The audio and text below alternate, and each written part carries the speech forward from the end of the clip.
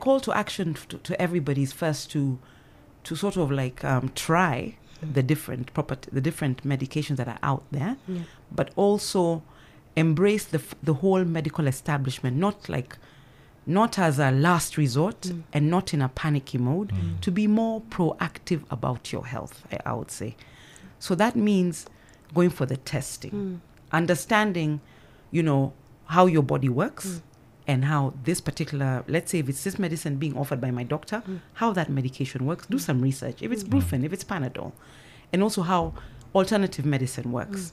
Because I think people think that ours is doesn't have side effects, it's natural, it can't do anything to me. But you will find that somebody using my product is afraid of an ultrasound. They just will not do an ultrasound. They will not do blood work.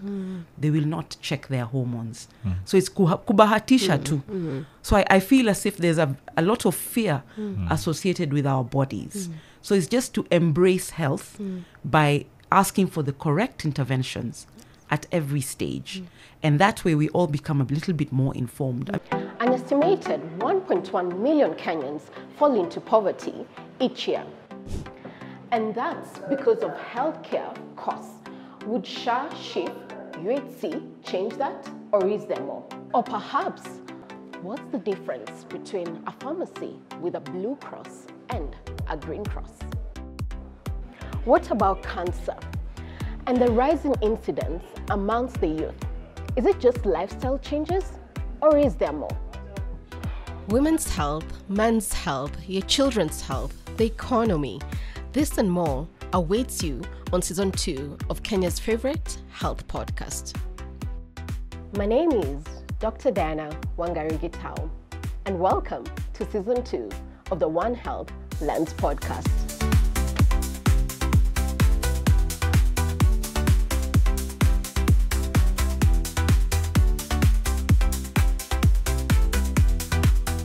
Hello, welcome to the One Health Lens podcast, where we have conversations around health and related topics, making them simple and easy for you to understand.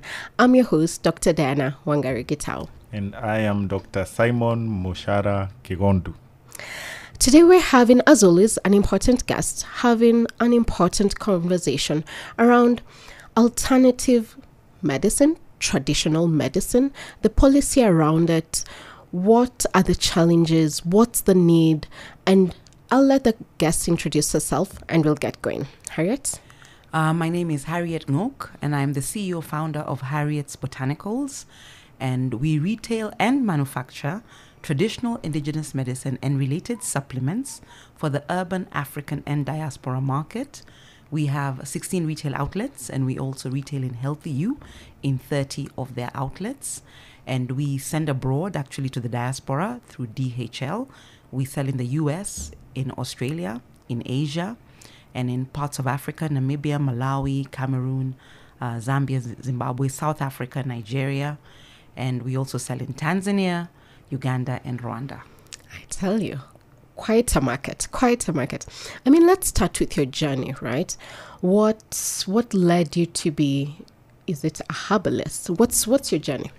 So I've sort of gotten used to that term in terms of a herbalist. People wouldn't really say traditional medicine practitioner here, alternative practitioner. Some people call me Miti Shambares, which I have embraced, actually. So what happened is I am actually an investment banker by profession. I was based in London for 15 years. And I've got 2 degrees from London School of Economics. My second degree is in international banking and finance law. My introduction to this kind of work really was because I had a condition called endometriosis. I am now endometriosis free. And this started more than 20 years ago when I was very young. So I was undiagnosed for a very long time. I have had 1 full surgery based on endometriosis, where they had to remove part of my intestine because it was completely wrapped in endo. So before, I used to just think I have painful menses, fibroids. I've been through the whole allopathic medicine practitioners. When I was in the UK, I was on full medical cover. I went to the best hospitals. I've seen the best doctors. What was happening is, at the time, because I was doing a very difficult, high-stress, high-profile job, is I used to also see alternative practitioners whether it's the essential oils, whether it's the flower essences, whether it's a massage, whether it's a Reiki, anything and everything, really ingesting herbs, going on a juice fast, going on a water fast, going on the keto diet, anything to ease my pain, because this was really interfering with my work. What happened in 2017 during my father's funeral, because I was in a lot of pain due to very excruciating menses, a woman approached me and said, "I've understood your problem. Nimeelewa shida yako. Kesho nitakuletea dawa." And I just was very amused. But on taking this group of herbs and boiling them, I had my first painless period in my entire life. And by that time, I was in my 40s. So when I brought it to Nairobi, I gave it to my friend who had been bleeding for 3 weeks. And she was now bleeding like clots, like porridge. And she said, "I'm due for a hysterectomy in a week." And her 2 older sisters had hysterectomy. I said, "Well, try this as you wait for your hysterectomy. It'll help you with pain." And she never went for her hysterectomy. Now, I'm in this WhatsApp group and people are talking about, "Oh, what's happening? What is she taking?" And next thing, the whole group is like demanding that I give them this decoction. And I did. And some of them actually have gone on to have babies in their 40s. So I developed it. Initially, it was just for friends and family. It was my side gig. The more people talked about it and gave it to friends and family, it then overwhelmed the work I was doing in finance consulting and completely took over my life. And that is how Harriet's Botanicals was born, of this one product. Okay. I mean, where do you source, right? Because it's very easy to misunderstand and say, you know what, it's just Herbalist can be anything, but there's a science towards it. So where do you source? What kind of ingredients does your product contain, right? Okay. And maybe just take us through that processing cycle, so that then what we're aiming to understand the quality element as well. Okay.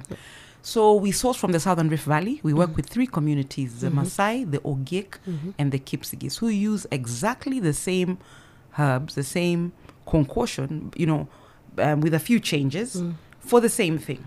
Now, these 3 communities that we work with don't know each other. They've never met. But I get the same plants, whether it's in bush, whether it's a bark, a tree, a leaf. Now, I then get to decide which part I'm going to use. Most of it initially was trial and error on myself, because I had to develop my own formula. You can't sort of take formula from a community and monetize it. Traditional medicine doesn't work. You have to develop your own formula. Now, once you do that, you establish one strong herbalist you're working with in the community, who then helps you with the sourcing. We also have a model farm, so we grow some of the trees or the roots and the barks and the bushes. We source also from the forest or from the edge of the forest and from people's farms.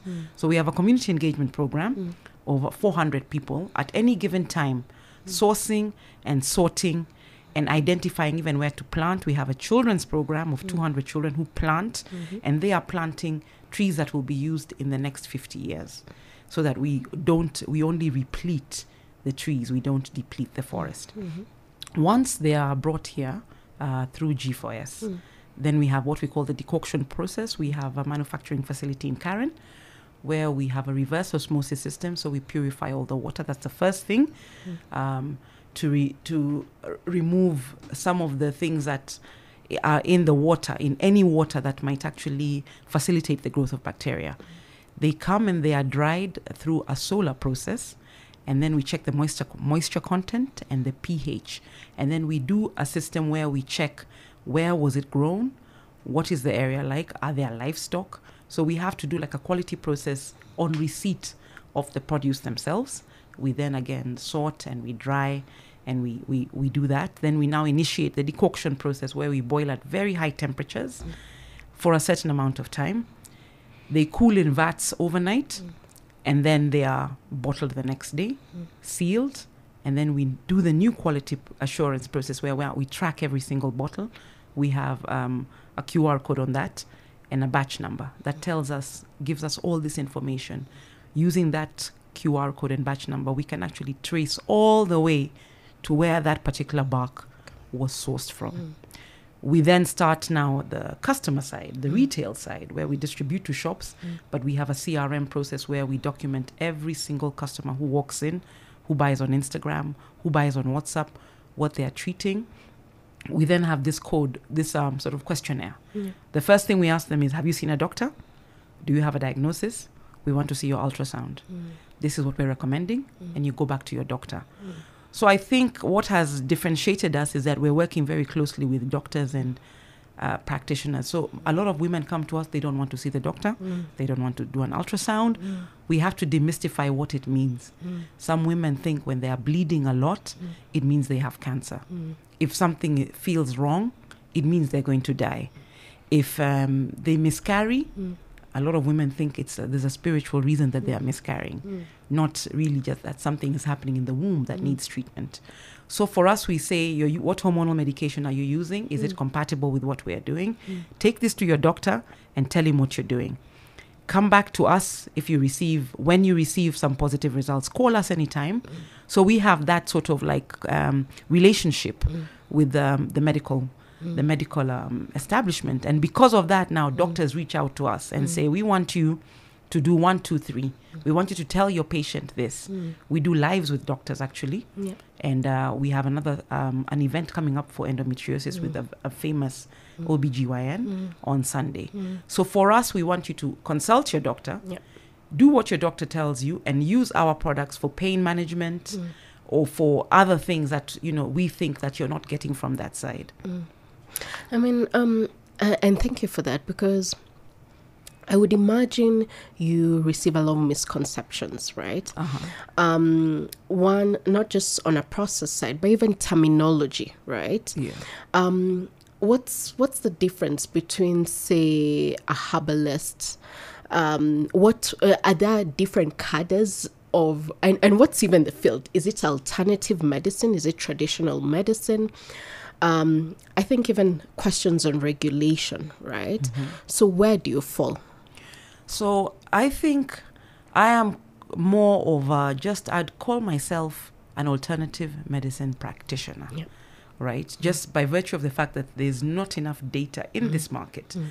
So in the UK, there's what they call the naturopaths, and there are people who do all kinds of things, and they sit under different regulatory bodies, and the umbrella body is a government body that has mandated people to practice in a specific way, to source in a particular way, to diagnose in a particular way. So the regulations are there. Now here, as far as I'm concerned, there's hardly any regulations really. The regulations are just there because some people are dabbling here and there. But there has not been a very strong effort to regulate this sector. It's seen as direct competition to the pharmaceutical sector, which I think has invested a lot of money in sort of like creating this body of regulatory material that is then used. So you find it is easier to import medicine. Even think about it. You've got the Chinese are here selling all kinds of alternative medicine. You have your GNLDs, and everybody else can come here. It's easier to import alternative medicine from China and sell it here legally than it is to develop local medicine. So it's like everybody's in competition with Africans. We actually are not developing medicines as far as I know. The KEMRI, the one that used to do that, was defunded a few years ago. It's very recent that KEBS developed a standard this year for traditional medicine. And Pharmacy and Poisons Board has recently released light touch regulations for practitioners. Many practitioners are hiding. They don't want people to know their formula. A lot of them are being exploited. There's biopiracy. So if you come out and tell people, I have this cure and it's really working, and you don't have any money, it's very easy for somebody to take that off you and give it to a pharmaceutical, and they will then put all the bells and whistles around it to make it into like now a legal allopathic product. So there's a lot of information and knowledge being like lost. Number two, practitioners are marginalized most of the time. They're elderly. They don't speak English or Kiswahili. They don't know anything about intellectual property laws, trademark or copyright. They would never have access to clinical trials. I mean, the other day, somebody suggested from South Africa, a doctor in South Africa has approached me to do clinical trials for my product. And her budget was $1 billion to run clinical trials in Malawi, Namibia, Zimbabwe, Zambia, South Africa. And she's applying for funding to actually do the same. And I thought, who has $1 billion. So why don't we have here facilities to do all those things? Why are the barriers so high? In terms of doing your drug interaction test, your efficacy tests, your safety tests. Yeah. Why must everything be so difficult when it comes to us developing our own solutions? And you will find now there's medicines using cough medicine that has been developed here. Of course, there are pharmaceuticals who are developing medicines from our own botanicals. But whatever they call it, it has no link to us. That is why I maintain the traditional name. So people know if it's githeri, it's githeri. It's not corn off the cob type of thing. If it's, if it's, omena, it's omena. It's not sardines in a can. So moving value away. Yes. Because I'm very much about moving value back. Yeah. Because if my community does not thrive from this and I don't thrive, then it will just continue being completely dependent on foreign entities for our medical, the support systems are all external. Now, why a woman in the village, why does she prefer a traditional birth attendant? Yeah. It's safe. It feels safe. Or with even a midwife. And how many people want to be cut up in cesareans? If given a choice, would you go into surgery? You don't even know if you'll come out. And I don't think I think recently the medical profession is now coming out and giving information about, even if it's cancer, it's better for you to go for your screening. Then you will know and we can catch it earlier. Yeah. So there's still a lot of information on the demystification of medicine itself and letting people know that it is safe to come out. It is not that expensive. Yeah. It's doable kind of thing. Absolutely. I like that. Dr. Kigondu, as an obstetrician gynecologist who encounters patients, what are your views? Thank you very much, Harriet. And I think personally, I can relate to a lot of issues. I've been a doctor for 24 years now. And there are certain things that, and this in a Western medicine, so to speak, diagnose, prescribe. And of course, we've been trained in that sort of Western kind of knowledge training. And it's interesting, actually, there has been no exposure to traditional medicine, so to speak. And secondly, we have seen, and this is, in my view, a field which is bigger than just medicine and treatment. It is the field of using local solutions for local problems. And we in the medical field have actually had this problem where we have actually come up both systemically with local solutions, but it goes to the point where politicians want to impose a system.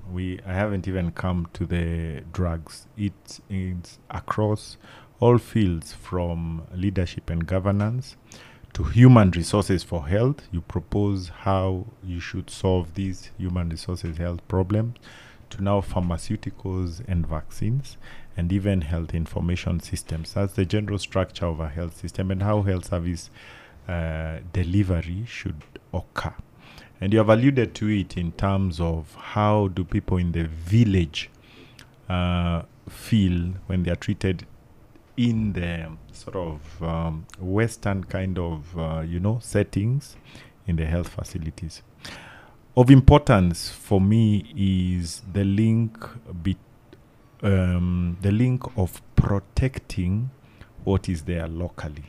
And I really feel for that, because they are prior to so-called Western medicine, there was traditional medicine. One of the ways, and maybe we need to have a national conversation around this in terms of medicine, medical treatment and all, is exactly what you have said. I like that protection of that knowledge that has emanated from that traditional practice. And I'm very happy to hear about because we'll ask you, yes, you have given us this drug. Where is it from? Which tree is this? What scientific, what are the possibilities of the components in it?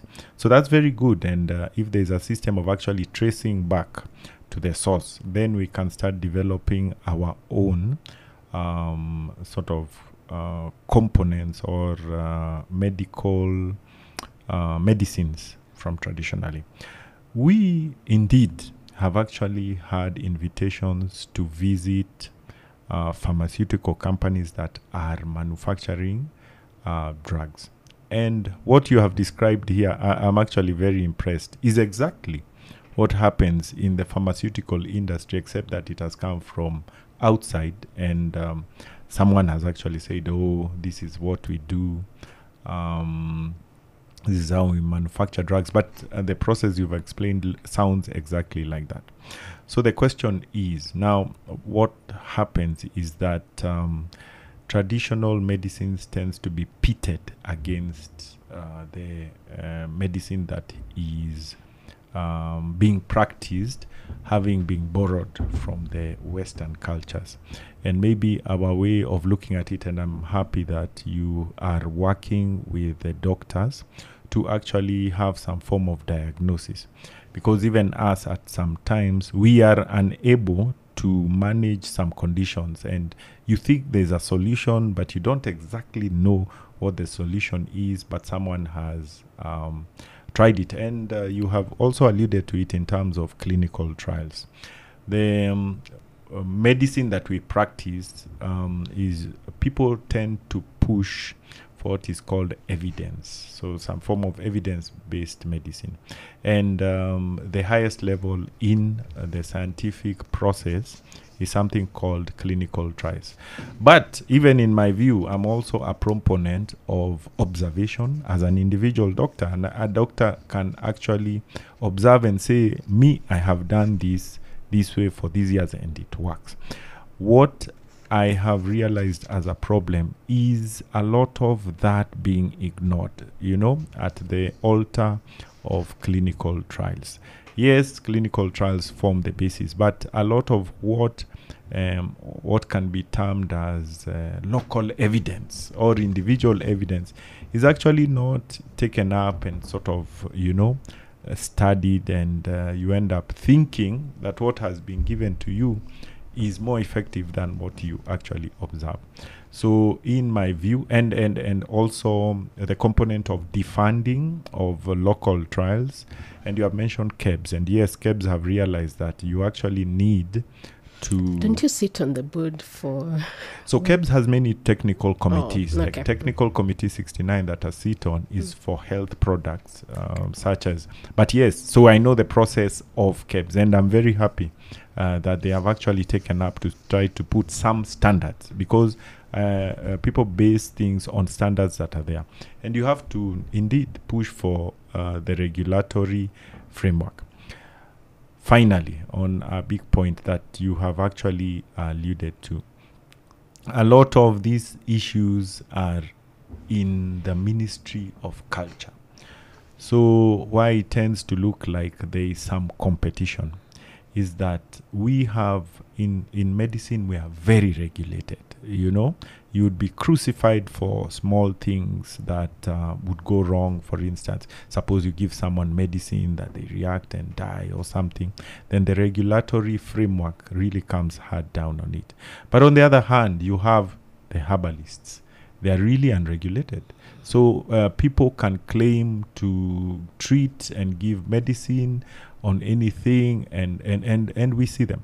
By the time, for instance, someone has come to us, they may have spent 100,000 shillings on herbs, so to speak, but they refuse to pay my consultation, which is so the way we look at it, and maybe this needs to be looked at, is that someone has gone herbal, and we even see some of those prescriptions and the cost, 100,000, but when you tell them to pay consultation for formal medicine after now they have not gotten better, then it's a problem.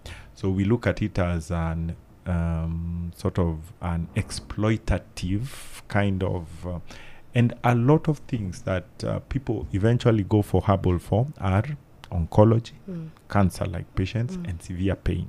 You see, so those are things that you've tried to mitigate, and they can't. And of course, people will be desperate, and people would want to extend their life, and someone tells them, okay, herbs can work and all.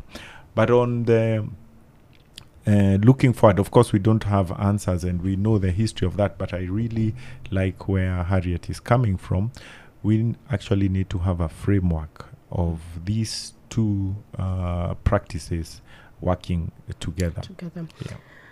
From a national policy perspective, or rather from a policy perspective, have you been getting support? Because I understand, and you've done research around this, right? I understand there has been some conversations. There's even been inclusion within the Health Act and some laws as well. But it appears there's always a gap between what's on paper documented versus the implementation. Are you getting support from a national policy or stakeholders within the policy world? Are they giving you support? I think it's maybe tacit support. It's not out there direct support. But what I've noticed is people are allowing me to continue doing my work. And I'm so visible. You know, I've been on television, I've been on radio. People know me. Sometimes I see a call on my phone from a government body, and I think they're about to regulate me. I find that actually, no, this is a person who's using my products. So somebody will even call me from, let's say, Kipi, and I'll think, oh, am I in trouble? Did I violate some law? Oh, hapana, mimi ni customer yako. Or, you know, even I have doctors who call me, and I think, have I done something? No, my patients are using this, please send 10 to whatever. I know there's people at Moi Referral using my product, doctors, also at Nakuru, in a similar hospital, also in Kitengela. So I feel supported. And I think so more so even now that I can feel legislators are doing more now. They're now saying this, we are going to take it more seriously. Maybe because we've been out there, we are so vocal, and there are customers who take my products to their doctors and say, what are you guys doing? So I feel supported. I just think we could be very specific and say, these are the 10 things. These are the 10 whatevers you must reach. This is the What are those 10 things? Or what are the top 3 things that you think need to be, from a policy perspective, need to be addressed? Okay. You have to decide what level of education you want your practitioners. Then they can then say, I may not have that education, but I'm going to develop a team or work with someone, even if it's in the ministry, or even if it's in KEMRI. You could have multi-sectoral teams that say, as a practitioner, yes, you have your formula. Now you must work with this body, this body, this body, and they must all certify you. And that means you bring on the consultants somehow, or you employ that kind of person in your organization. So you can just make it as easy as, these are the 10 different organizations you must work with. This is the paperwork that is required. You know, you must fill that out. This is the kind of people you must have on your team. You yourself may not have a certain level of education, but you must have a pharmacist, or you must have a doctor. So not to make it too expensive, when we talk about clinical trials, I think it's out of reach for now. So I think you must have your first stage of, if I have a formula, or my grandmother has a formula, or my mother or my father, where do I take it? I must be safe. My formula must be protected. So, of course, you're working with the KIPI or the trademark. And then from there, I go to here. Then you can say, to bring it to market, these are the guidelines I must follow to bring it to market. I must have KEBS. I must have Pharmacy and Poisons Board. I must have a quality assurance team. I must have this, the labeling. KEBS alone, when you take your thing to a KEBS lab, and even the labeling, they look at it. That alone brings a lot of legitimacy and also improves the quality of your product. That is how I learned that I must meet these kind of standards.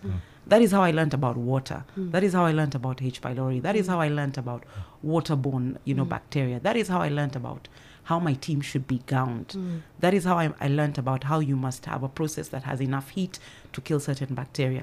That is how I learned about how you must do swabs, on all your equipment, and how often you should do those kind of things, and the fact that you have to go to get your people also to get certain certificates.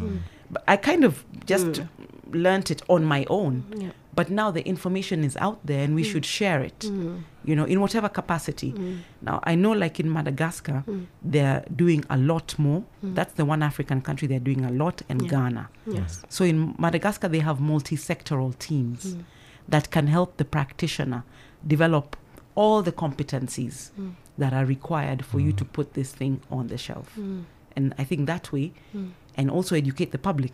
Absolutely, because my sense is that what you need potentially, or what we need as a country, is a lot of public support, right? Because the industry comes off as first you'll have competition from main pharma, who obviously are better funded. Absolutely. And so in that case, there'll be, we can look at the legislation later on, right?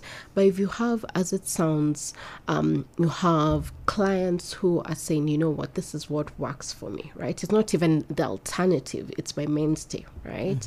How can we ensure that this spreads out? It's something that we can access on any shelf at any one point, no matter where you are, right? And it's within a price point that potentially could even be covered as well, right? So my question to you would be, what would be your call to action, not to the policy, right?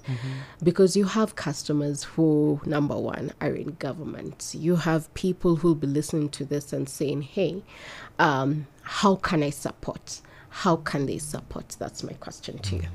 So I suppose, my call to action to everybody is first to sort of like try the different medications that are out there, but also embrace the whole medical establishment, not as a last resort and not in a panicky mode, to be more proactive about your health, I would say. So that means going for the testing, understanding how your body works and how this particular, let's say if it's this medicine being offered by my doctor, how that medication works. Do some research. If it's Brufen, if it's Panadol, and also how alternative medicine works. Because I think people think that ours is doesn't have side effects. It's natural. It can't do anything to me. But you will find that somebody using my product is afraid of an ultrasound. They just will not do an ultrasound. They will not do blood work. They will not check their hormones. So it's kubahatisha too. So I feel as if there's a lot of fear associated with our bodies. So it's just to embrace health by asking for the correct interventions at every stage. And that way we all become a little bit more informed. I mean, yesterday I was on actually a live X space where somebody was talking about healthy fats, how we eat, whether these fats that we're using to cook our food, are they good for us? It's the first conversation I've seen online for Kenyans. Young people, there was young people doing it, talking about lifestyle diseases. Are you eating too much fried food? Do you eat vegetables? So I feel, for me, from where I'm standing, where we've come from is very far. And so I can see the progress. So I suppose my call to action is continue engaging, learning more, and speaking to all the practitioners available, whether allopathic or alternative, and then making an informed decision. Absolutely. Kigundu, last words? Yeah, so for me, Harriet, I think what we need, and this is probably a weakness with the African sort of approach, is documentation. So if we document what these products are, and then we are able to, have tests on them, then second, document their effects, because I will ask you, what do you treat? See, so even as you say, okay, use this, so okay, as we are clear, endometriosis, surgery, remove a bit of the nodule, bowel, some of the pain. So these products need, and of course, it's not a one-off, it's a development kind of things. Yeah, we've used these for these approaches. So I would say documentation, and also I also like a bit of videography, and keeping things in documentation is probably document using videos, and on some of those OGX Maasai's record them in the native language. You can interpret them later, because this has tended, like the African languages, to disappear, and then eventually these things, that knowledge that we had, if for instance we had captured it, then we would say yes, it is ours, this is how we've done it. Then you develop industries from that. So for me, I think documentation and relations with mainstream medicine, and I think Kenya Medical Association can have a committee on this, so that we have alternative medicine as one of the ways also to demystify, because if we have the doctors getting involved, then it starts lending legitimacy to it. Of course, the measure will be outcome. Did this medication heal this particular person? Okay, absolutely. Thank you. I'm a fan. Thank you. And we're here to support, because I mean, my mom will listen to this, and I mentioned she's someone who, before you get her to a hospital, she will prefer to take something natural as possible, right? So we're here to support, but more importantly, I think if there's ever to be, whether it's a committee or a position within the Ministry of Health, you need to be there. Oh, thank you. Absolutely, yeah. Yes. And we'll have you next time, absolutely. Thank you so much. Absolutely. And thank you so much for joining the One Health Lens podcast. We'll see you next time.